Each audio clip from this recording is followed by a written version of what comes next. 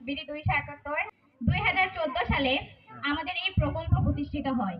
সেদিন আমি আমার মায়ের সাথে এখানে ভর্তির জন্য এসেছিলাম, কিন্তু আমি এটি জানতাম না যে আমার মা আমাকে কোথায় নিয়ে যাচ্ছে এবং কিসের জন্য নিয়ে যাচ্ছে।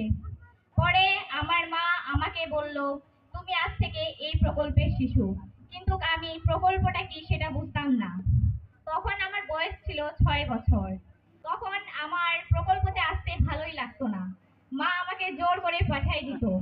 কিন্তু ধীরে ধীরে যখন আমি বড় হতে লাগলাম তখন আমি বুঝলাম প্রকল্প কি এবং এখানে যাওয়া আমার কতটা গুরুত্বপূর্ণ।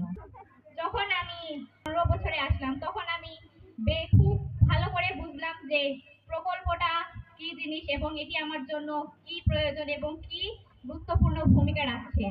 প্রকল্প থেকে আমাদের যে কারিকুলাম ক্লাস হয় সেটি আমার জীবনে, প্রত্যাহিক জীবনে অনেক গুরুত্বপূর্ণ ভূমিকা রাখে। এটি ছাড়া আমার জীবনটা যেন এলোমেলো ছিল, কিন্তু এই কারিকুলাম ক্লাস পেয়ে আমার জীবন আরো সাজানো গোছানো হয়ে গেছে। এবং প্রকল্প থেকে আমি এবং আমার পরিবারের অনেক উন্নয়ন হয়েছে।